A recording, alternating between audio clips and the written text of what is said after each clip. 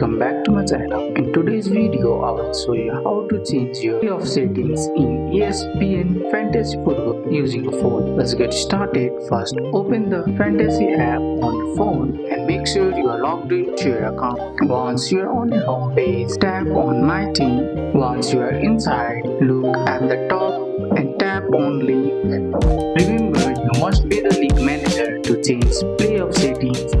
Once you are on your league settings, tap on Schedule. Now scroll down until you see Playoff Settings or Schedule selection. Here you can adjust all your playoff options. For example, number of teams in playoff. Playoff start with matchup play. Just tap the option you want to change, select your new settings and go back. When you are done, make sure you scroll to the bottom and hit save or submit. If you don't save, your changes won't apply. That's it. That's how you easily change your playoff settings in ESPN Fantasy Football using a phone. That's all for today's video, guys. I hope you guys like this video. If you found this video helpful, drop a like, subscribe for more videos. Thanks for watching. See you in the next one.